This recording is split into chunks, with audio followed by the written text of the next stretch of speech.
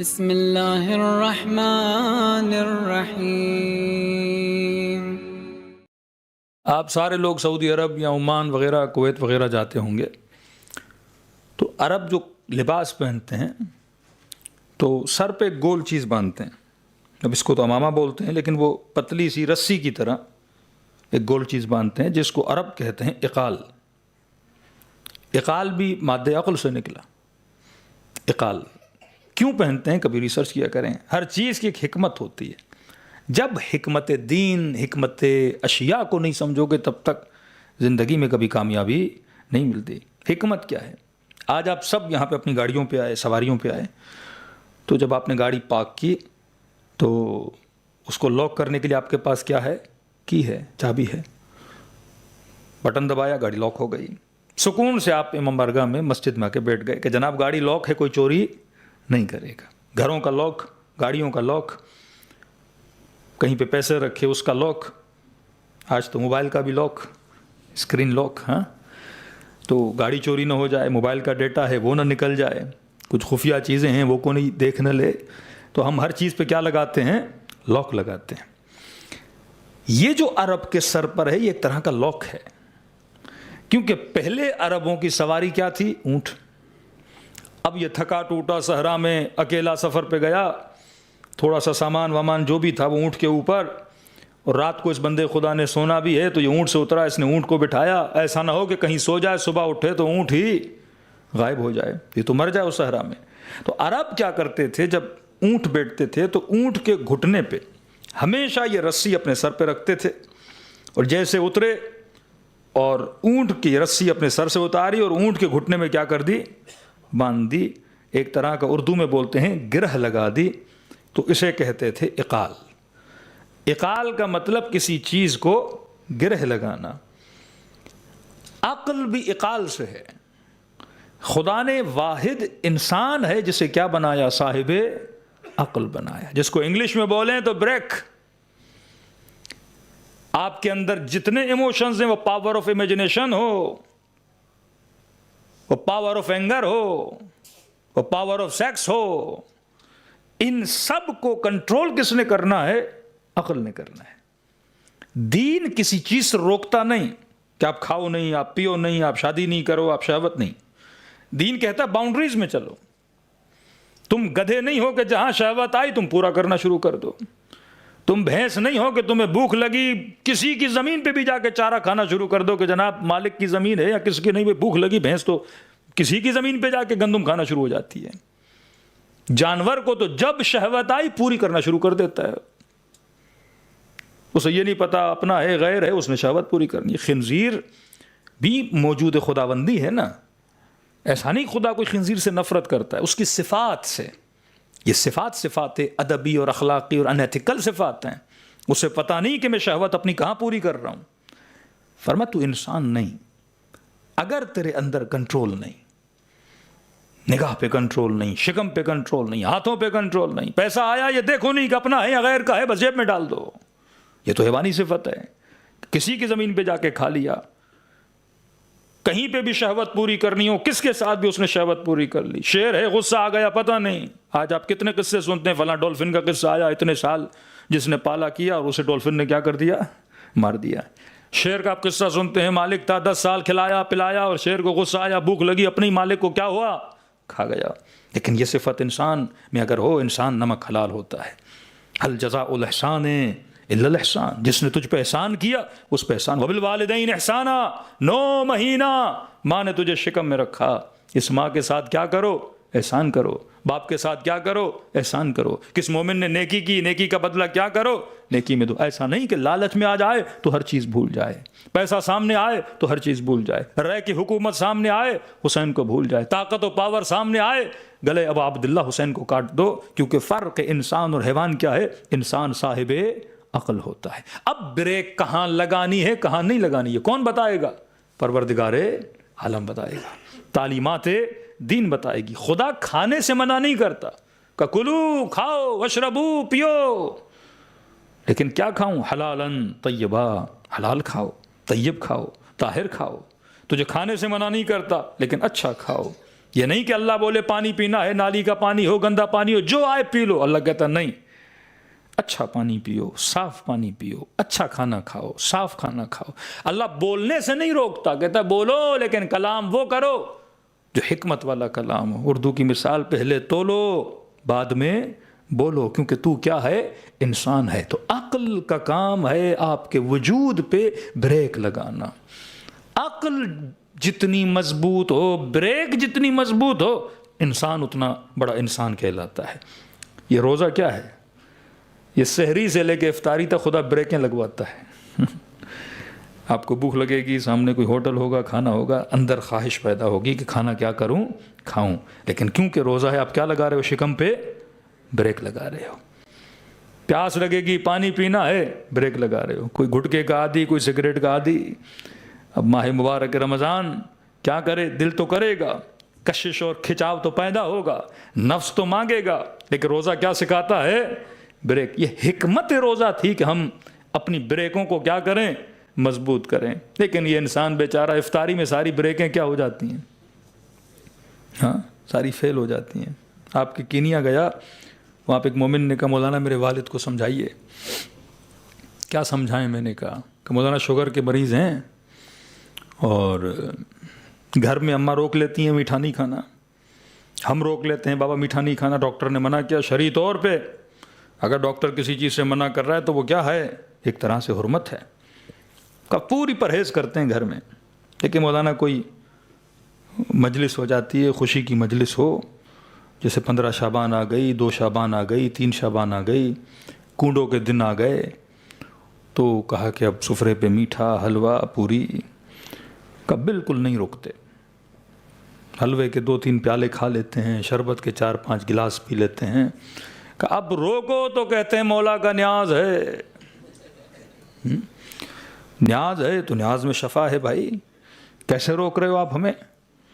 کو بسم اللہ کر کے کھاتا ہے، امام حسین کا نام لے کے. اب ہم روکیں تو کیسے روکیں؟ تو پھر بولتا ہے بدعقیدہ ہو، مولا حسین کے نیاز سے روک رہے ہو. پوری تو مولا کا نیاز ہے، میں پورا سال نہیں کھاتا، لیکن نیاز سے روک رہے ہو، نیاز میں شفا ہے. تو مولانا پہ سے کیسے روکیں؟ کھاتے بھی ہیں، طبیعت پھر کیا ہو جاتی ہے؟ خراب ہو جاتی ہے. اور کچھ بولیں تو بولیں گے نیاز کے دشمن ہو. تو میں نے کہا پہلے سے لوگ مولویوں کے دشمن، اور اوپر سے ہم بھی ان کو روکیں تو مسئلہ. تو میں نے کہا چلو بلائیے ان کو، ہم 2 جملے حکمت کے سناتے ہیں. مومن آئے تو کہنے لگے مولانا دیکھیے میرے بچے ہیں، مجھے نیاز سے روکتے ہیں. ہاں، شوگر کا مریض ہوں، کیا مولانا نیاز شفا ہے کہ نہیں؟ ہم نے کہا بھائی ہے، نیاز شفا ہے، الحمدللہ شفا ہے. شربت شفا ہے کہ نہیں؟ امام حسین کی نسبت ہے. میں نے کہا شفا ہے بھائی، الحمدللہ شفا ہے. لیکن میں نے کہا یہ بتاؤ امام حسین نے کہاں کہا ہے 3 پیالے کھاؤ گے تو شفا دوں گا؟ یہ کہاں لکھا ہے کہ 4 گلاس شربت کے پیو گے تو شفا دوں گا؟ میں نے کہا مانتے ہو شفا ہے؟ کہاں مولانا شفا ہے. تو میں نے کہا یہ کہاں لکھا ہے اتنی پلیٹیں کھاؤ تو شفا ملے گی، اتنے شربت پیو تو شفا؟ میں نے کہا شفا ہے تو چاول کے دانے میں بھی شفا ہے، شفا ہے تو چھوٹا سا گھونٹ پیو اس میں شفا ہے. اپنی نفس کی خواہش کو حسین کا نام نہ دیا کرو کہ خواہش نفس پوری کرنی ہے، لیکن کس کے نام سے؟ امام حسین کے نام سے. میں نے کہا خاک شفا، ویسے مٹی کھانا حرام ہے نا، خاک شفا کربلا کی خاک ہو، شفا ہے، معصومین کی روایات ہیں. لیکن چھٹے امام نے فرمایا کہ اتنی مرتبہ قل واللہ پڑھو، شیشے کی اس میں رکھو کہ اس کے اوپر ہوا نہ لگے، جنات اس کا سرات کو ختم کر دیتے ہیں. اور فرمایا تھوڑی سی خاک شفا اٹھاؤ، شہد میں ملاؤ اور نیت شفا سے مریض کو کیا کرو؟ کھلاؤ. اب یہ تو نہیں کہ میں سجدگاہ کی سجدگاہ کھاتا رہوں، کہ امام نے فرمایا شفا ہے بھائی. خواہش نفس کو ہم پورا کرنے کے لیے کبھی کبھی کیا کرتے ہیں؟ نیاز کا نام دے دیتے ہیں، دوسری چیزوں کا. یہ تو آنکھوں دیکھا واقعہ. اربعین میں ایک مومن اتنا منع کہ جناب شوگر کے مریض، بی پی کے مریض نہیں کھاؤ. ہر موقع پہ کھانا کھا رہا ہے، ہر موقع پہ کہ شفا ہے، شفا ہے، امام حسین شفا دیں گے. اور کھاتے کھاتے اللہ کو کیا ہو گیا؟ پیارا ہو گیا. پورا گاؤں بولے کہ امام حسین نے بولا. میں نے کہا مولا حسین نے نہیں بلایا، اپنے کھانے سے مرا ہے. اہل بیت کبھی بھی کسی کی موت نہیں چاہتے، وہ یہی چاہتے ہیں کہ مومن کو اللہ کیا عطا کرے؟ طول عمر عطا کرے. اس سال بھی 40 پہ جاؤ، اگلے سال بھی 40 پہ جاؤ. ہم اگر مسلم ہیں تو ہم رول ماڈل اور آئیڈیل ہونے چاہیے نا دوسروں کے لیے. پوری دنیا کو بولو بہترین دین اسلام ہے. بچے دیکھو تو بیمار، بزرگ دیکھو تو بیمار. اور وہ جو اللہ کو مانتے نہیں وہ فزیکلی بھی ہم سے زیادہ فٹ ہیں، مینٹلی بھی ہم سے زیادہ فٹ ہیں. تو پھر کیا ہوا اس دین کے ماننے کا فائدہ؟ کہ صرف بولیں کہ اسلام بہترین دین ہے لیکن ہماری زندگیاں بہترین نہ ہوں. اگر اسلام بہترین دین ہے تو ہماری زندگی بھی بہترین گزرنی چاہیے.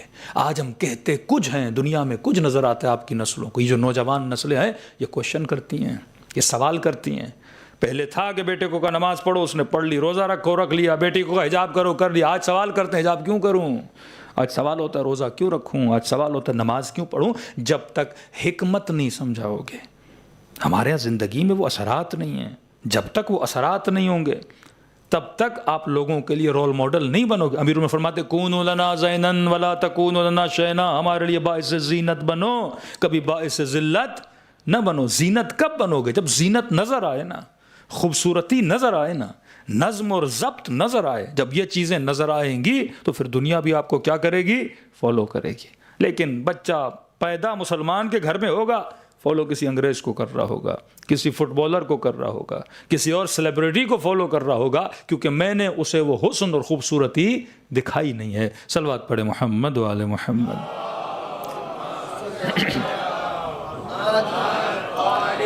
محمد وعجل فرجہم. تو آج کی مجلس میں آپ نے یہ سیکھا کہ انسان کس چیز کی وجہ سے انسان ہے؟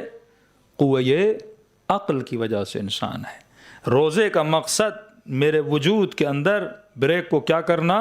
مضبوط کرنا. تقوی کا مطلب یہ بار بار قرآن اتقوا اللہ اتقوا اللہ اتقوا اللہ، اللہ کی تقوی اختیار کرو. یہ آپ نے بچپن سے اپنے بچے کو سکھانا ہے. فرمایا 1 سے 7 سال تک بادشاہ ہے تیرا بچہ، 7 سے 14 سال تک تیرا غلام ہے، 14 سے 21 سال تک یہ تیرا وزیر ہے. یہ ساری تعلیمات معصومین نے سکھائی ہیں. 1 سے 7 مطلب بادشاہ، اس کو فریڈم دو.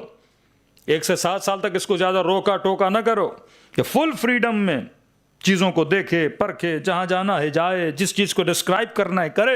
لیکن 7 to 14 فرمایا اس کو as a servant, as a Ghulam. جیسے آپ آفس میں کسی بندے کو ہائر کرتے ہو تو اسے آپ کام سکھاتے ہو کہ یہاں بیٹھنا ہے، یہاں نہیں بیٹھنا، اس طرح ٹیلی فون کو اٹینڈ کرنا ہے، اس طرح آپ نے اپنے کلائنٹ سے بات کرنی ہے. اسے کیا کرتے ہو؟ ٹرینڈ کرتے ہو. فرمایا 7 to 14 اسے ٹرینڈ کرو، صحیح غلط بتاؤ، تاکہ 14 سال تک یہ صحیح غلط کو سیکھ لے. کیونکہ 14 کے بعد سکھانا تیرے لیے مشکل ہو جائے گا. 14 کے بعد اس کے اندر ایک انٹرنل فریڈم پیدا ہوتا ہے. 14 کے بعد جو کلیکٹیو ڈیٹا اس کے مائنڈ میں ہے، اس ڈیٹے سے خود کریٹیو ڈیٹا بنانا شروع کر دیتا ہے. اس کے بعد تمہارے لیے بڑا مشکل ہو جائے گا. امیر فرماتے ہیں کہ بچوں کی مثال ایسے ہے جیسے سفید کاغذ ہے.